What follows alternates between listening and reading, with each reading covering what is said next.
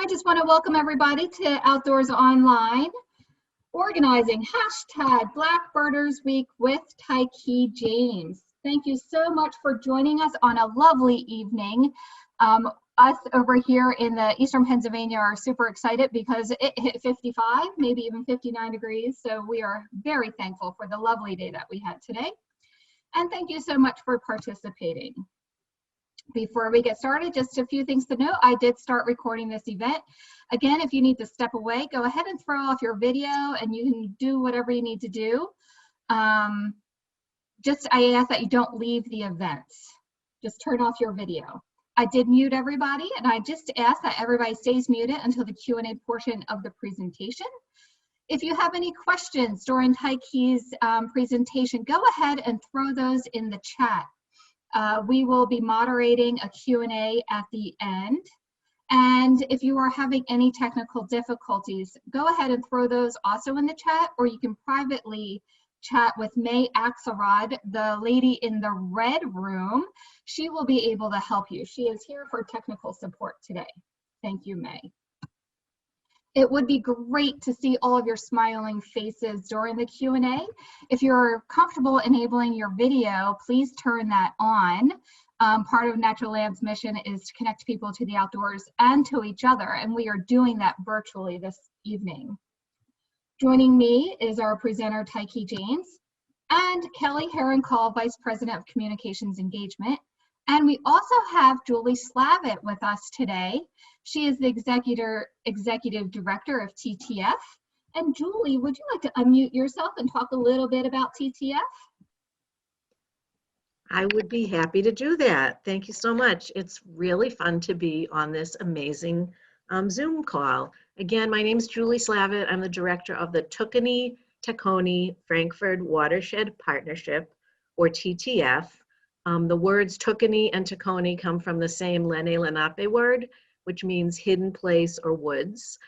So that's a really wonderful thing to be able to remember and share about our name, and to and to acknowledge the folks that were here before us and are still here. Our organization connects our watershed residents to their creeks and our communities to their creeks. TTF is a 30 square mile urban watershed, half Montgomery County, half Philadelphia. And what we do is we work with our communities on education, restoration, stewardship, and advocacy, all with the focus of connecting people to their creeks and improving our impaired waterways. We are really, really honored to be here tonight, co-sponsoring this program with Natural Lands, and we are very excited because we've known Tykee for a long time, and are looking forward to hearing from him this evening. And we want to thank you for co-hosting. That was a very nice thing, and I'm very excited that we're able to do that, Julie. Also with us, as I said, is Kelly Herron-Call, the Director of Communications and Engagement here at Natural Lands. And I'm going to now mute myself, and Kelly, you could take, one thing before we go. Tykee is going to be basically doing a presentation. He's not going to be sharing his screen. So if you would like to see Tykee in a much bigger square than what he's in right now, you might want to go to the top of your screen. You're going to see gallery view or presenter view. If you go to presenter view, that will highlight Tykee's screen. So that's just a little bit of a tip if that's what you would like to see. So, or I'm sorry, speaker view or gallery view. So that's my tidbit. And Kelly, I'm gonna let you take it away. Yeah, well, I thank you all so much for being here tonight. As many of you saw, we have folks from all over the country, Canada, as far away as Seattle and San Francisco, and as right down the street as West Philadelphia. So we're so glad you're all here tonight. I know you're excited to hear from Tykee, so I'm going to get out of the way as soon as I can, but I did want to share a little bit about Natural Lands. We're a nonprofit, member-supported land trust. We serve Eastern Pennsylvania and Southern New Jersey, and as Julie already alluded to, that geography situates us in the traditional and ancestral homelands of the Lenape people. And we work to pay respect to the Lenape's continuing connections to the land that we work to conserve and care for. So our mission at Natural Lands, we describe as land for life and nature for all. And we kind of break that into three main goals. One is saving open space. So we do a lot of land conservation across the region. The second is to care for nature, which we do at our network of 43 nature preserves and a public garden, which total about 23,000 acres, all of which is open to the public, which leads us to our third piece of our mission, which is connecting people to the outdoors. So our preserves are open to the public, and we are thrilled to have the opportunity for this kind of event where we get to connect folks virtually in this new world that we live in now. So in addition to that mission, we're really committed to helping to make the outdoors a safe and welcoming space for people of all races and origins and identities. And I know that you all share that vision with us. So we're going to get to hear from Tykee James tonight. I just wanted to share a little bit of his bio. He works as the Government Affairs Coordinator for the National Audubon Society in Washington. And as you know, is one of the organizers of Black Birders Week. And for those of us who are here in the Delaware Valley, the thing we love most about Tykee is that he is originally from Philadelphia. Tykee became a birder as part of his first job, which was as an environmental educator at Cobbs Creek Environmental Center in West Philadelphia. It was there where his kind of responsibility to his community, that feeling was brought to the fore. And lucky for us, he continues to be an advocate for birds and the environment, and he does it through the lens of justice and equity. So Tykee, we're so glad to have you, and we will turn it over to you now. And as Martha reminded us, just throw your questions in the chat, and we're so pleased to have you. Thank you so much for that introduction. Very essential role to play. Very essential role, gets people in the mood, gets people in the right tone. And to give an extra special shout out to Philly, this is affiliated woodpecker, if you will. But this is a Wissahickon Environmental Center shirt, and it is, yes, Parks and Rec, back when I worked with Parks and Rec for a while. There's a Cobbs Creek one too. Both were made by Robin Irizarry, who worked at TTF. So very, very much Philly, very much feeling familial in this space. I want to give a shout out to Ryan Greck, who, like, in the process of the story I'm going to tell you, one of the things I don't talk enough about is how she saved my environmental career by making sure I got on the right track to make it to the Alliance for Watershed Education retreat, because I missed the bus. And if she did not take me, I don't think I'd be here. So very special thank you for that. Nice to see you again. Your hair's so much longer from when I last seen. And you know, again, I'm really happy to feel like I'm in a familiar space. But for those who don't know me or how I started, I do have a small little blurb of that. I typically say North Philadelphia, born but not raised. Wisconsin is where I spent most of my days. But statistically, it's just not true now, because I spent years in Philly and DC, so much that, you know, the plurality of it isn't Wisconsin. But when it was true, it was funny. I hope it's still funny. But I did start my environmental career, or I started my life as a birder as it was a job. I was at the Cobbs Creek Community Environmental Education Center, and my first assignment, kind of like a book report, my first assignment was a belted kingfisher, and that I would have to research this bird, look it up in the Sibley, look it up in the Peterson, look it up in the Audubon, you know, and I'd come to work the next day and talk about it. Now I'm in a cohort of other docents that had different species.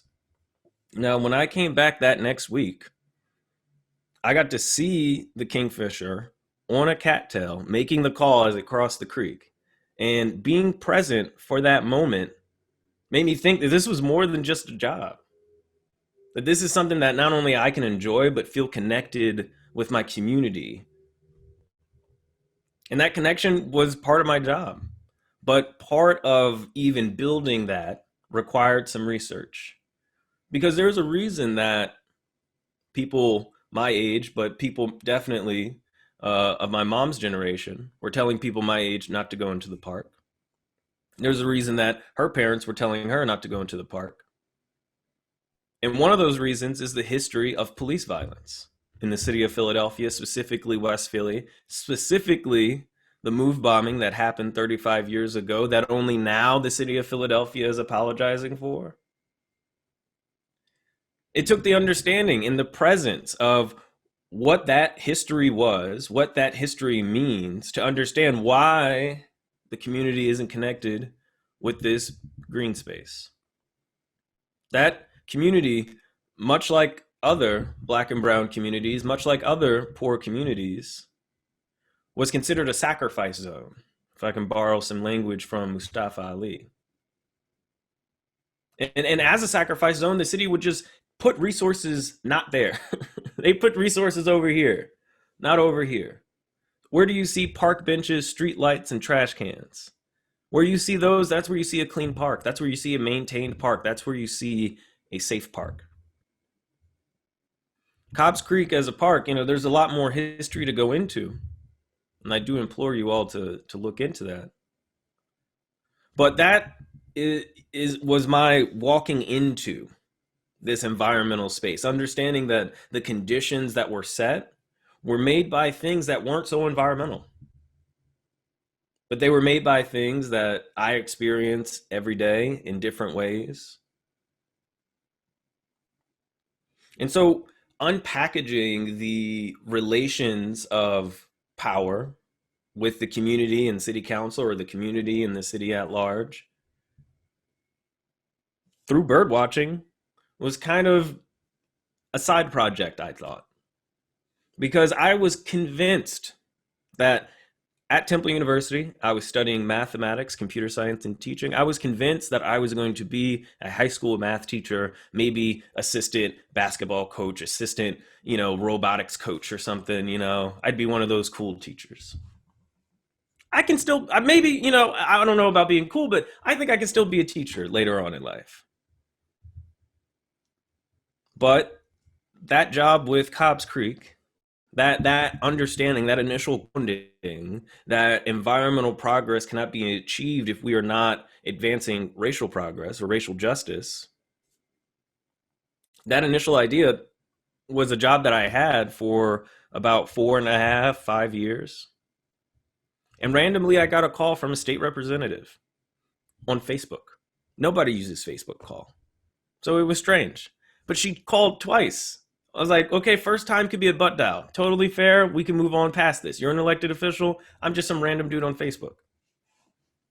But when I actually picked up, she was like, hey, my scheduler is moving on to law school and I need a new one. And, you're just some kid at Temple. Looks like you could use a job. And I was like, oh, that's true. Very true. But when she saw my resume and saw that I was an environmental educator for about 4.5 years, she asked if I could advise her on environmental policy, to which I said, yes, of course. And that got me the introduction to environmental advocacy that I'm so happy had a foundation in racial justice and environmental education. Because from that opportunity, having a position with the Alliance for Watershed Education as a fellow with Audubon, Pennsylvania, where before the groundbreaking of the Discovery Center, there was a need to build ambassadorship for this establishment, for this environmental benefit. And so I had both positions, working in the state rep's office and with Audubon, PA, in the neighborhood that I identified with, in North Philly. The same folks who would come into the district office for constituent service would see me later leading a bird walk with their grandchildren. I was very much involved with North Philadelphia, and it will always have my heart. The state representative in question, Representative Donna Bullock, shout out. Now, through the Alliance for Watershed Education, there was a random webinar, kind of thing where somebody speaks to the fellows about what they do for their career. Justin Stokes spoke to the cohort and saw that I was very interested in advocacy. Not because I knew what I actually wanted to do, because again, I was still thinking math teacher. All of this nature stuff is just like good side stories. But he saw something in me I didn't recognize, and later would offer me a job to move out of North Philly to DC, where I am now the government affairs coordinator for the National Audubon Society, where I have a special role in organizing bird walks with members of Congress and congressional staff. Now, that's something I haven't been able to do recently, not just because of the insurrection and not just because of the coronavirus, but I also broke my ankle last January, so I just wasn't doing much. But before the broken ankle, coronavirus, and the insurrection, I was hosting monthly bird walks on the Hill.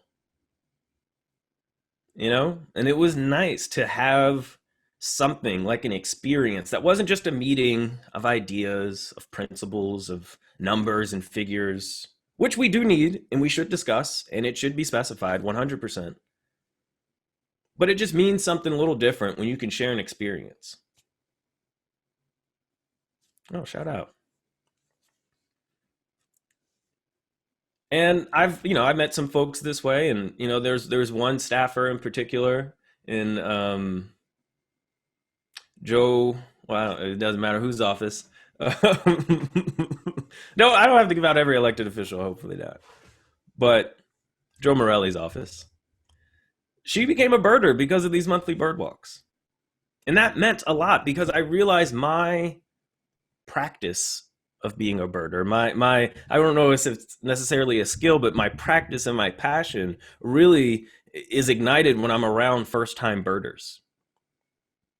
Like nothing gives me more joy than someone saying, "Oh my gosh, that's a cardinal."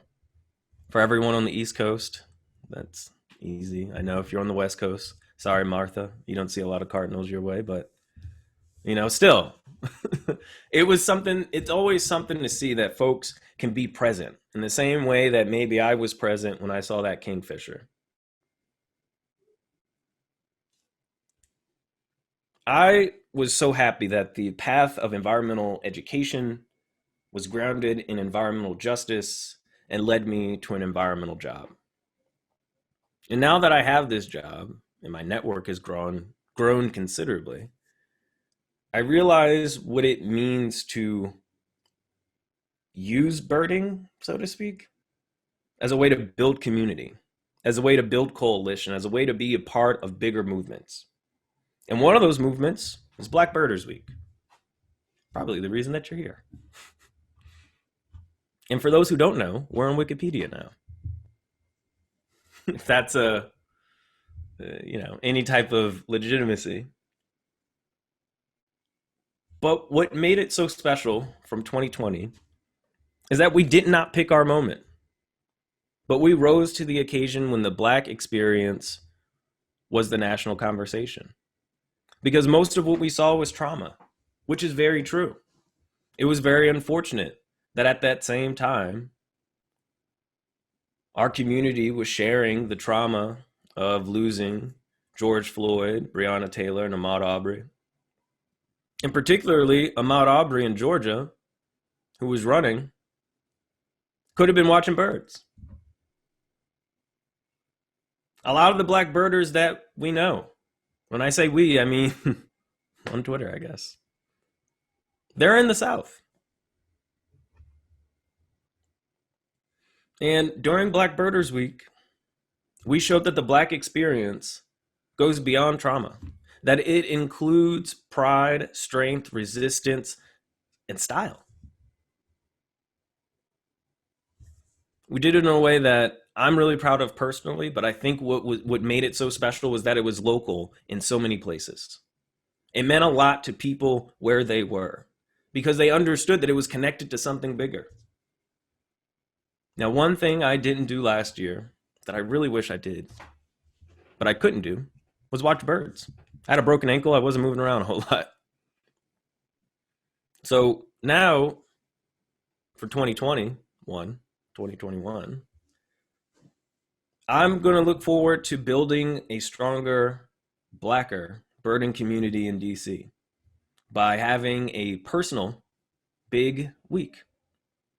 So from May 29th to June, that Saturday, I will just watch birds for as much as I can for those 7 days, hopefully to raise awareness, to build community, and, foster inclusion in a way that I think, we need, considering all things.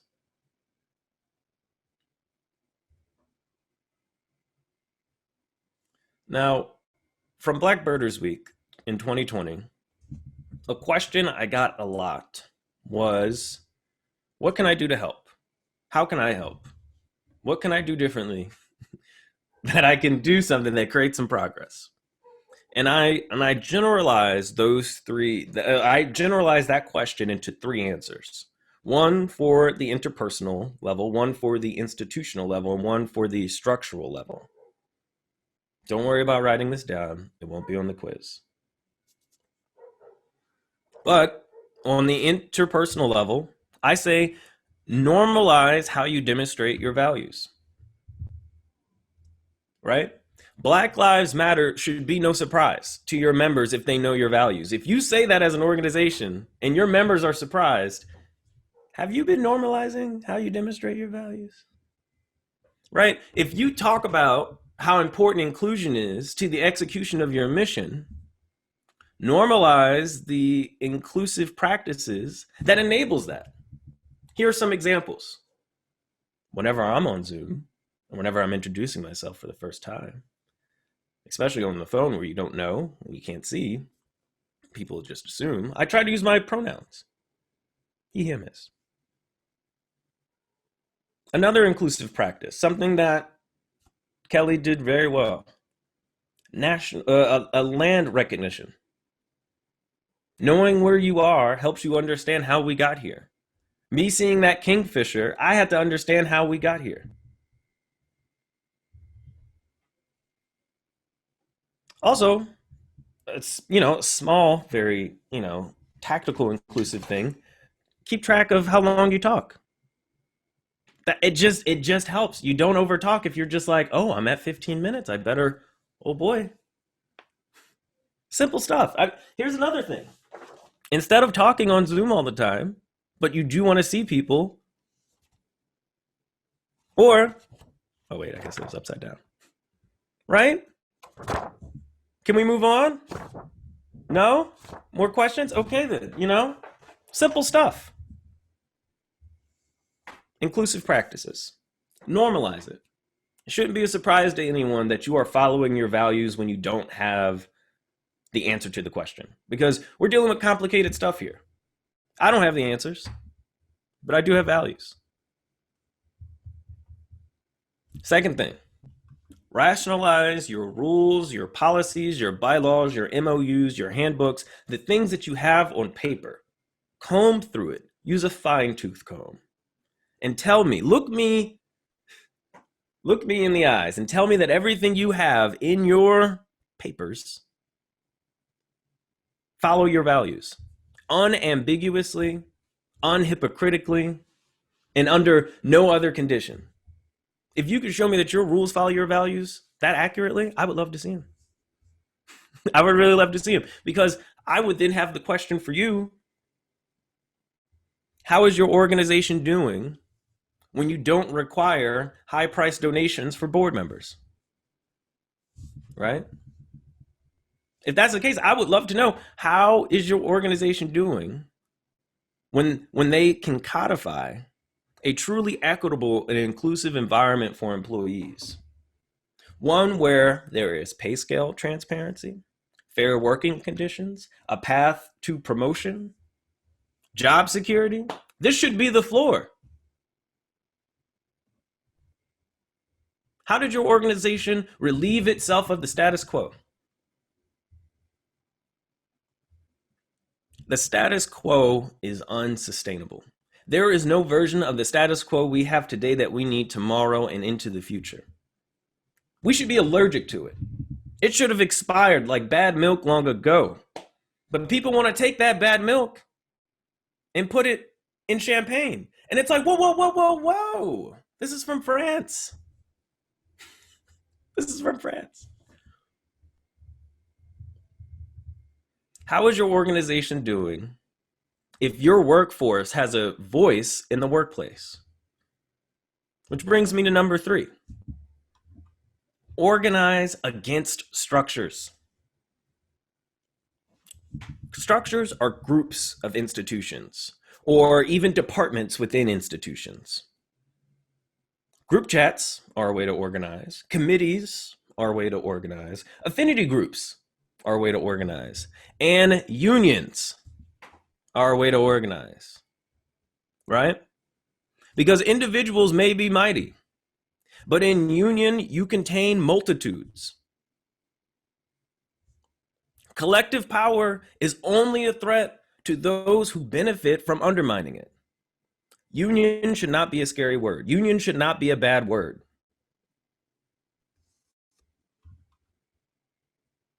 And I specifically mention it because an internal ad hoc change is no substitute for the security of a legally binding contract negotiated by your fellow colleagues and management. That's co-creation. That is co-authorship. That is changing the balance of power, changing the role of power in the organization in a way that will enhance the mission. It's hard to do that if you're holding on to the status quo.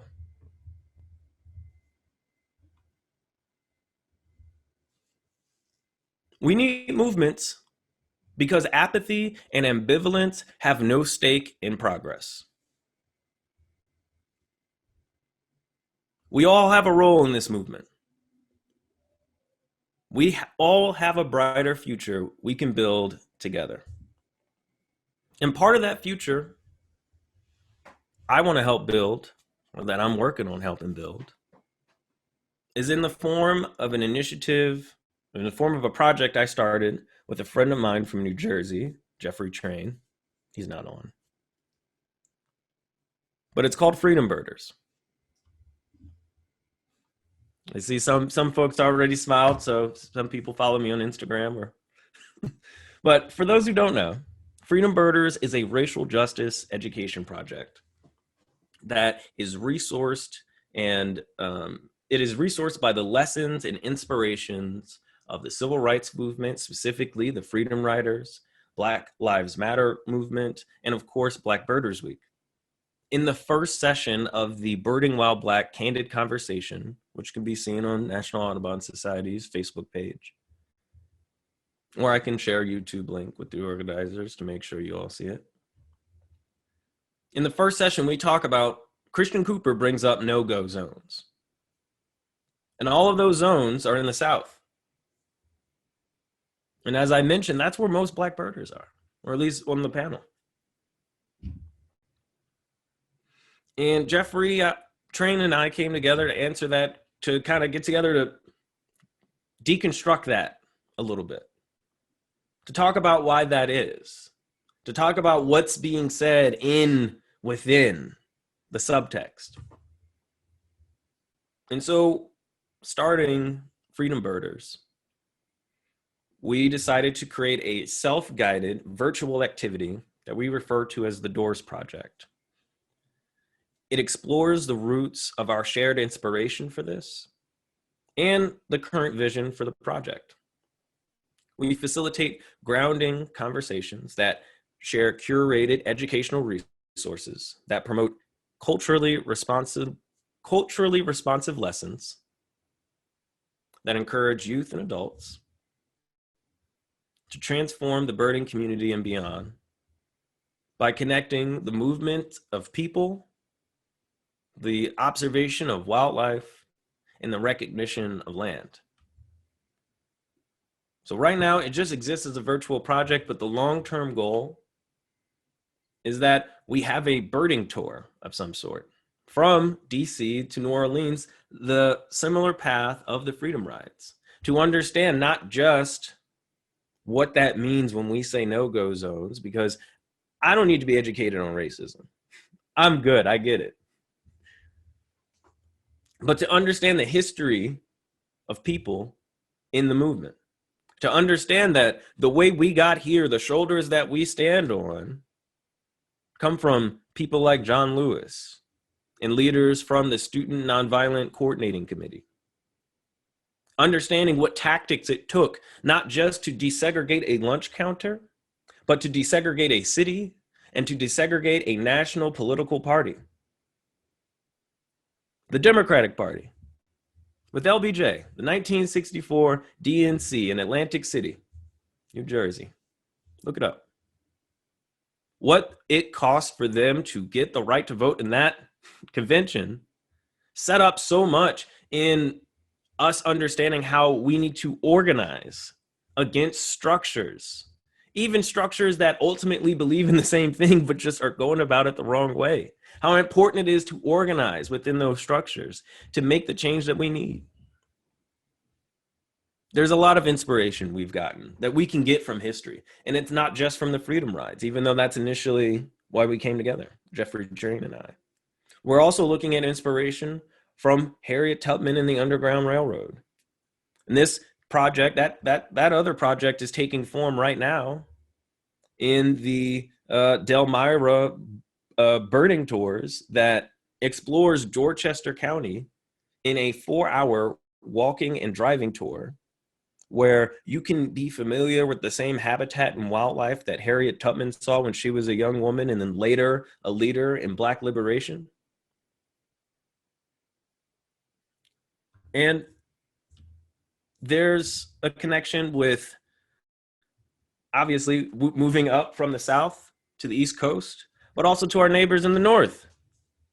How you doing, Canadians? The movement of people, the observation of wildlife, and the recognition of land. I know Harriet Tubman wasn't the first person there in Dorchester County. And so there's a lot to learn. There's a lot to be inspired by. And there's a birding community, there's a future for the birding community that's a lot more sustainable because of it. Harriet Tubman. We're thinking about the Buffalo Soldiers, often considered the initial law enforcement for the national parks and public lands. Public lands today were stolen lands yesterday. There's a lot to unpack.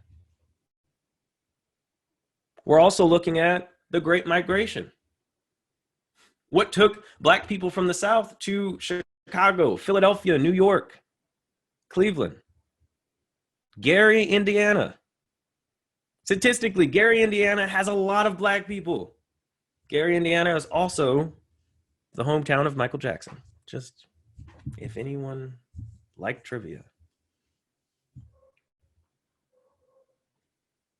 Now, I'm also happy to be a board member for a plethora of organizations. One that I'm going to mention now, the Birding Co-op, that shares a similar vision for how the birding community should be in the future. This is a global perspective. The Birding Co-op is a grassroots organization that promotes inclusivity in the global birding community by creating accessible travel experiences. We're not traveling anywhere anytime soon. That foster meaningful connections among birders and nature enthusiasts while supporting communities through responsible tourism practices, which are things to think about now before you travel, advocating for social liberties, and advancing science-based environmental changes. You can become a member at birdingcoop.org. I'm a big fan of them because they want to think about a new take on birding. They want to think about how can the birding community be more sustainable today than it was yesterday. I just want to bird, you know? At the end of the day, it was my job. It was initially my job to bird, and now I just like doing it in my free time. And I would like the idea that I can enjoy that free time to its fullest extent, and my participation in it can be genuine and authentic and lasting. But where we have barriers, where we have obstacles, we have movements. And I think if there's anything you want to be a part of, and anything that I said so far, be a part of the solution, right? Be a part of the solution. So I'm going to review part of that question that I get so much that I think I might get in the chat today. What can I do to help? Normalize how you demonstrate your values. Rationalize your rules and organize against institutions. Oh, I'm an ED. How do I organize against institutions? Well, seems that there's a lot to be listened to, because if you are not in a position to organize, well, then you may not see that you have the power that you'd really have. You cannot underestimate your own power even when you're in a leadership position. One book I want to recommend, if you want to think more like an organizer, is Organizing for Social Change, Midwest Academy Manual for Activists. I strongly encourage reading that book. Not just reading the book, but going to the training. That was the first professional development opportunity that I took when I started at Audubon. And because of that, I think like one. And I would say it's been tremendously helpful. Shout out to any National Audubon employees still listening. And I want to be open for more questions, actually. That will be the conclusion of my remarks. Thank you, everybody, for nodding along silently or taking notes very feverishly when I said things. But now I want to lean this into more of a conversation to see where people are coming from and to, explore some neat answers to some questions. I definitely have a couple props around here. And I do have some other ideas on what we can do to make the birding community more inclusive, more accessible. One is something that you may all be familiar with. The birding backpack. Just Birding have backpack to that you did not return, sir. Excuse me. No, are there any librarians in the audience? Because if so, I'm sorry. But it really means a lot that in this birding backpack, I can have a decent pair of binoculars, a field guide, and a map of the local park. That's all I need. Can take a couple friends with me. We can just do the thing, drop them off whenever we feel like dropping them off. And birding is now something that you don't need to be a birder to do. Birding is just something that you do because you feel like being outside, because you feel like hanging out with your friends, because you feel like going to the library.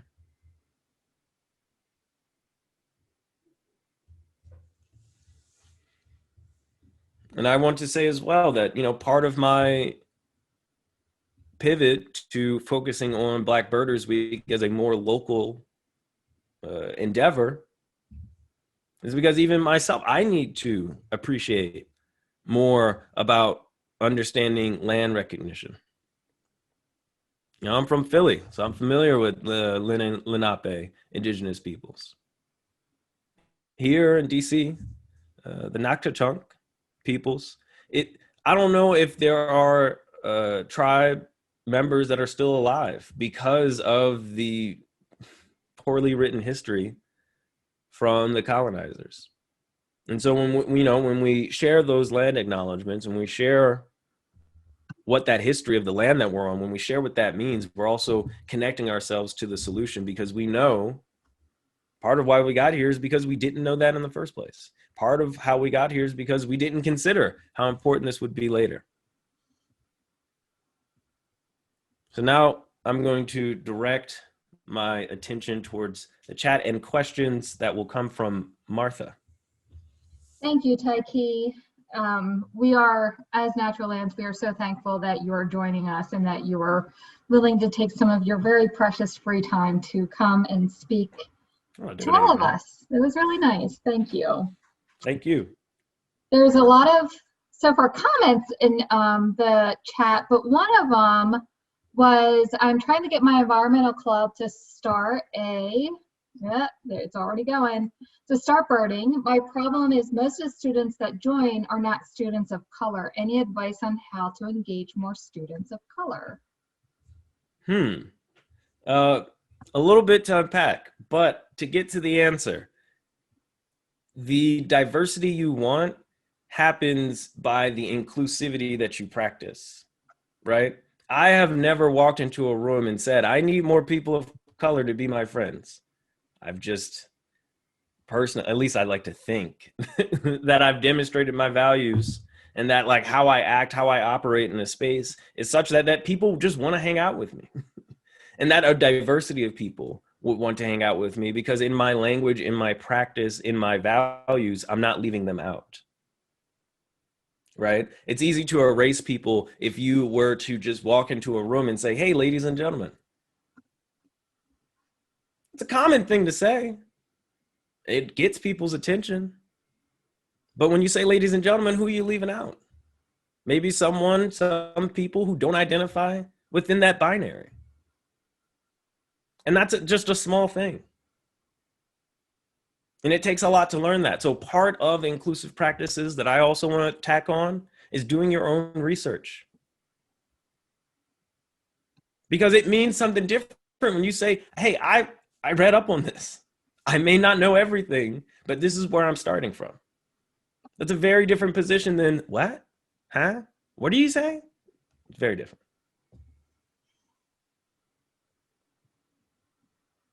Yeah. Shout out. I saw, I think there's a Morgan Moore in the chat. There's there's Marthas and there's Moores. Right. Yes. Okay. So I grabbed some more Tykee. Mm-hmm. Sorry, hold on for 1 second. The professional development opportunity that you mentioned, I think went along with the book. Can you re-mention that, please? Organizing for social change. And I think that was thrown in the chat. Yeah, it was, I'll make sure that you have the link for the debrief email.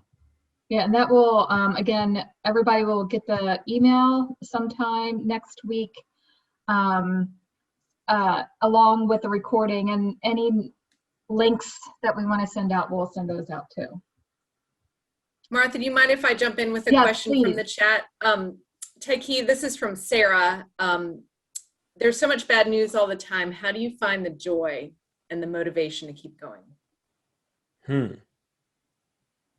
Well, personally, I have some methods. I rely on my friends. I have friends that are a lot more cynical than me. And so by relative, it makes me feel like I'm joyful. So that's like more of a personal thing. But what I would like to encourage is that you create your own joy. A lot of the big reason that I'm busy, a huge reason that I have so much to do is because I'm always looking to create something where I can't do it somewhere else. You know, I really fell in love with bird watching, and I did not know that it was something that I would have loved so much, something that I would have wanted to turn into a career on a very big scale. But on a very small scale, I cook a lot, and I'll like look up fun little, like, I have a flavor wheel downstairs, the salty, umami, sweet, bitter, sour, and spicy. And I'm learning so much about flavors. Like, spicy isn't just hot. Spicy can be cool. Have you ever had cilantro or mint? Think about it, right? I didn't invent any dish, but a recent of my favorite making. So, chicken and dumplings. I was thinking about reversing that a little bit to make like a turkey cozy. It's not dumpling like, but it's like turkey meatballs with like, maybe like stuffing balls in like a soup of some sort, but it can't be too viscous, but also, like whatever it's going to look like, I'm going to have fun creating it and then hopefully eating it later. That Find sounds joy in joyful. things that you can create, I guess, is what I'm saying. And you can't mess with chicken and dumplings. My grandma made the best. Right, right. So Tyke, so many environmental and conservation organizations locate their offices in drivable suburban locations in predominantly white communities. Is this the barrier to inclusivity that I fear it is? Well, I will tell you, it's part intentional. That environmental resources, environmental benefits, environmental solutions are put over here, and because these people are sacred, but environmental blight, environmental hazards, and environmental burden happen over here because these people can be sacrificed. I don't think it's incidental that somebody would go to a nice looking neighborhood and say, this is a great place to start an environmental group. Look, it's all clean. I can just talk about it. You know, it's easy to start cleaning the river when you're upstream, right? It's easy to see the benefits of the environment when you get all of the great benefits. So it's almost a self-fulfilling prophecy of who engages in environmental benefits and who defines environmental burdens. It's a great question. That was perfect. Great answer. Noah would like to know, are there any effective ways you found to convince local politicians that environmental justice and racial justice is important, especially if it conflicts with vocal constituents? It's a really great question. That's Of a good course, one. you would ask it, Noah. I will say that every person I've ever met has a story about birds. Doesn't matter if you've been watching birds forever, if you've been watching birds just today, if you've only eaten birds. Everybody has a story about birds. And part of my job is to see how those stories can inspire change. So is it a matter of disagreement that the word, climate change may ruffle a feather or two, pun intended? Yes, sometimes that's an issue. We can't say climate change because if we say it, somebody's going to be like, oh, I don't know what that means. Fine. And that's understandable. We want to meet people where they are. There's a carrot, there's a stick. We're more of a nest. We want to build up champions for the environment by meeting people where they are. And part of Audubon's advocacy strategy is to its core bipartisan because we can meet people where they are, because we can be local in so many places. This is an answer I can give you because I work at here. But if I work somewhere else, I think it would be imperative that I tell you the power of people cannot be undermined. The power of the people can never be infringed. So if you have more people, whether you're talking about birds or not, that politician should know what's good for them. How you meet those people where they are is a matter of vehicle. I use birds. And then along with that, since we're kind of staying in the political realm here, what environmental issues should we be writing our Congress people about? All of them. Well, I would say issues that achieve intersectional progress.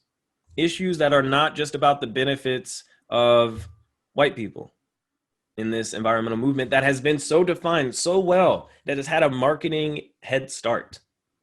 So anything that seeks to disrupt that status quo in their solutions that have in it the idea of cumulative impacts on communities, cumulative impacts on public health. Those are the type of solutions that address a lot of solutions. Now, I don't think I have the place to endorse any particular piece of legislation right now, but I do implore you all to look at your favorite environmental organization. And when they tell you to take an action alert and they tell you about the bill, ask yourself, who else is this helping? Who might this be leaving out? Who was at the table when this bill was crafted? Because that's often who it's going to go to benefit. Great question. We have another one, Tykee. This one's going to be a long one. One question on our minds is, what efforts are being made to lobby the AOU to shake up the status quo of the names of birds? Can we look forward to the appropriate modification to Bachman's sparrow or Bendire's thrashers? For example, in the same movement as we are currently experiencing to relegate the statues and flags of Confederate icons to the archives of history as we move on towards a more inclusive world. So was that, you kind of cut out a little bit, but I heard that the question was about bird names for birds. Pretty much, yeah. Are we looking forward to the appropriate modification of the Bachman sparrow or Bendire's thrashers? Absolutely. The reason why I'm a birder today is because I am happy to, I feel like I'm a part of a movement that's going to change that. Yeah. You know, and I am not so strong an ornithologist that I have the suggestion for what all these new bird names should be, but I look forward to following those ornithologists. Yeah, that's really interesting. I don't think I ever thought about the names of the birds and how they can also reflect really horrible history. I mean, I work at an organization whose name reflects a history of a man who owned enslaved individuals. And this is the same organization that wants to support environmental justice legislation. Yeah. So it's like, you know, I even have the question of where, you know, are we, I mean, Dr. J. Drew Lanham asked the question in a really great article in Audubon magazine that I really hope everybody looks at. Because like, that's the true question, you know, like I can't speak on behalf of the National Audubon Society because this is my free time. Yeah. But, you know, I'd be happy to speak more about, you know, Audubon's government affairs strategy if you want to hit me up in my 9 to 5. That's great. And we can pass out that email since it's all over the place, your Audubon email. Please. I think I'm easy to find. Yes, you are. Oh, good. Is there a way you recommend to become a quote unquote destination site for Black Birders Week and let participants know that we welcome them?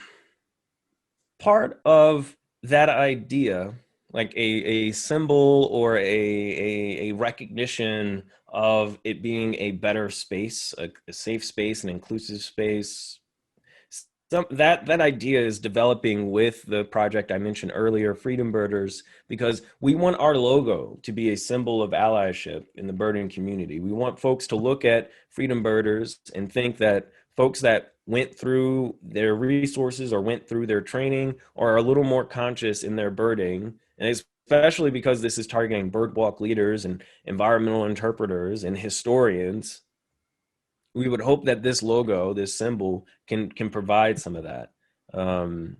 The idea of a specific place, you know, I haven't thought about it that way. I mean, I would like the idea that, you know, part of what we can recognize in that space is who have been there before, what the names of this space has been.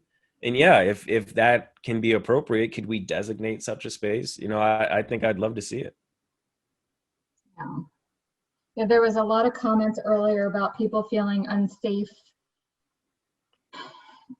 birding in this area alone. And would you be able to give any sort of suggestions on how to make people feel more safe outdoors? We talked a little bit about this in our pre-meeting. Yeah, if you could talk a little bit about that, that would be great. This is a similar question to what can I do to help? Mm-hmm. Because I think there's an interpersonal answer to that question initially. You know, what are you doing to keep people, like, what are you doing personally to show that you are aware about the safety of others and that you have awareness to their comfort levels and how they bring themselves into the environment? Because I can understand that as a personal preference. Maybe you don't like it when people talk a lot when you're on a bird walk. But your reaction to that could be very unwelcoming. Maybe you don't see how threatening you are because everybody who knows you thinks you're a big teddy bear. But a teddy bear from the right angle looks like a grizzly bear. And there are these things that you should be aware of that can be projected onto you, that you yourself perpetuate in things that you may call normal. And not all of this is about race. A lot of it is about patriarchy. A lot of it is about misogyny. A lot of it is about homophobia and transphobia. A lot of it is about wealth identity. There's a lot that you can do. There's a lot that you can be aware of in making, like personally, a birding activity more safe and inclusive. And then I refer to my comments before about what you should do on the institutional and the structural levels for that. I think the Feminist Bird Club is a wonderful organization that answered its own question on what it can do to make the birding community more safe and inclusive. Did you say the Feminist Bird Club? The Feminist Bird Club. That's great. I think it's feministbirdclub.org if you want to check it out. That's great, because I know when we were talking, like I, as a female growing up in the 80s with stranger danger, and I'm white, and I still feel uncomfortable sometimes being in some areas. Yeah. Do you have time for one more question, Tykee? Absolutely. And everybody, if you have a question later on tonight, I always say it's like falling right before you fall asleep. Dang it, I wish I asked Tykee or Martha or Kelly or Julie this question. Please feel free to email me. My email is mmoore@natlands.org, and I can get that out to whomever that needs to go to. I know Tykee offered to answer any questions that I might not have gotten to too, because they came fast and furious, Tykee, and I apologize if I missed anybody's questions. But this is one of the questions that kind of came up a couple of times. Mm-hmm. You speak of organizing against institutions. What do you think of engaging institutions such as the Boys and Girls Club of America? My brother was the president of the Boys and Girls Club of America at the West Philadelphia Community Center, W.R. Brown, or R.W. Brown, I believe is the name of the place. I am not an anti-institutionalist personally, but when organizations and institutions work to their own advantages by defining the status quo using some new words, it ruins my trust in them. It ruins my trust in their leadership. Engagement would be like a false summit if I were to only seek to engage with institutions. And this is not, and I shouldn't even say I. It is movements, it is the we and the us that works against these. Because if it is just me against an institution, that institution will outlast me, will out-research me, will out-knowledge me. And then I might be satisfied with just engaging with it. But if I see that my position is actually to advance progress, it is against the institution's interest. Because when you are working in a movement that has been defined by big corporations, big money, big historical institutions and decisions that say, this is what we do this way, this is why we don't do it. Or they don't even say why, they just say, we do it this way and we do it that way, because this is how it's always been done. I can't engage with those institutions, not from a position of trust or power or even influence. No, because all that gets me is the feeling that I'm in college again. And writing a letter to the board of directors when you're in college, they're just like, okay, you're engaging with us. How adorable. But it takes a movement to actually shake that, to actually dismantle that role of power from the institution to people, not just the individual. Great question, though. Well, thank you, Tykee. Thank you, thank you. Thank you, everybody. Again, if you want to throw in your question right now, I can grab that in the chat and send it off to Tykee later. Please. Of course, there is a ton of thank yous, Tykee. I will send all Thank the you. love to you because you deserve all of it. You deserve all the love. I appreciate it. Is that Dudley Edmondson in here? Dudley did, yes. Oh, Oh no, Tykee, you're. Oh, Tykee froze. Well, I just want to close out. Thank you all so much for coming. And I just want to read a note from Greg Gorton, who is one of our participants tonight, with exactly what I think we're all feeling, which is keep up the awesome advocacy, networking, education, and bringing the joy of birding to the most diverse possible audience. You are inspiring. thank you. So couldn't have said it better myself, Tykee. Thank you so much. Yes. Billy always has my heart. Thank you, everybody. Yeah. It's been a wonderful night. You didn't see me sweat too much. You did great.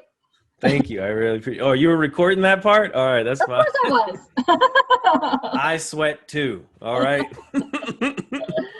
Hope everybody has a good night, a great weekend. Thank you, everybody. Enjoy your evening.